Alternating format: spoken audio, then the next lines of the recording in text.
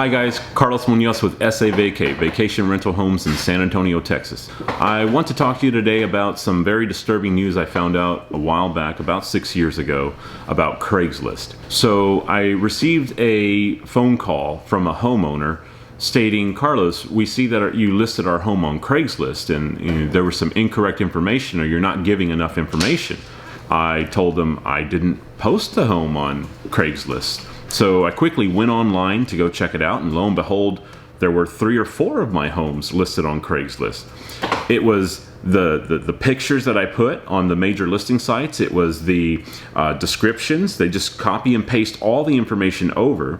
And then when you click on the reply to call someone, there's not a phone number. There's a masked email address to communicate back and forth with someone. And I was like, this is not good. And they're going to end up scamming someone, and somehow I'm going to be in trouble for this. So I quickly started to flag it, and I sent Craigslist some emails the best I could to tell them this is a scam and this needs to be taken down immediately, thinking that they were going to say, wow, Carlos, thanks for catching this. We're going to get this off immediately. No action was taken.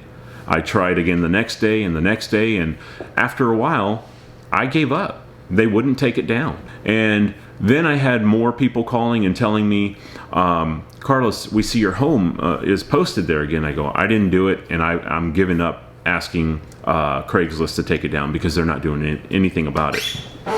So about 3 months later, I get this call from a gentleman, and he says, we've rented your house, and we're here to check in, and we can't find your home. It's not as it was posted. We're in this area. And I'm like, my home is not in that area. Where did you rent from me? And he said, Craigslist. I said, sir, I am so sorry. It sounds like you've been the victim of a scam. I don't rent on Craigslist. He goes, we just paid $6,000 for a 1-month stay for a work crew to do some work in San Antonio. And I said, ouch. And I said, did you ever get to talk with anyone? He said, no, we didn't. We handled everything via email. And I said, I'm sorry, but that was not me, and I don't list on Craigslist. I never have, and I hope that you're able to get this resolved. And that was the end of that conversation. Fast forward 6 years later, and I just went on Craigslist right now, and lo and behold, my house is there. This is definitely my house. We lived there for 8 years. My family grew up there, and it is now one of our vacation homes. And the pictures are there that we have on the major listing sites, and the description is there, but there's no way to contact me. As a matter of fact, if I go over to try and reply, there is a masked email.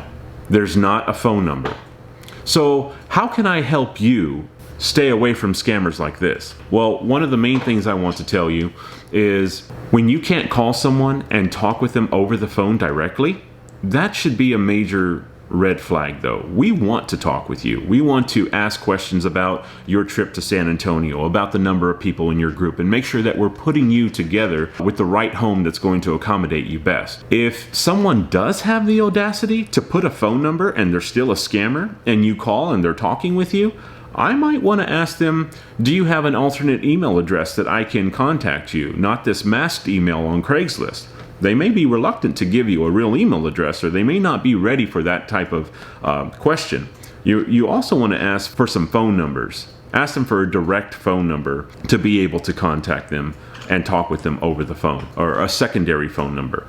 And ask them their knowledge of the area. See if they know the local grocery stores, the local stores, because they're all different. There's some that are exclusive to San Antonio, and I'm sure that there are some grocery stores that are exclusive to your area that a scammer may not take the time to know about. So I would definitely ask questions. Ask them if they have a website. I have a website, savacate.com, where you can see all of my homes. You get my phone number, you get information about me.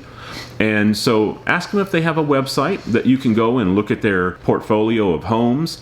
And if they say, no, that's what we use Craigslist for, then ask them if they have any other social media. Ask them if they have like an Instagram, or if they have a YouTube channel, or Facebook ads, or anything that you can help identify.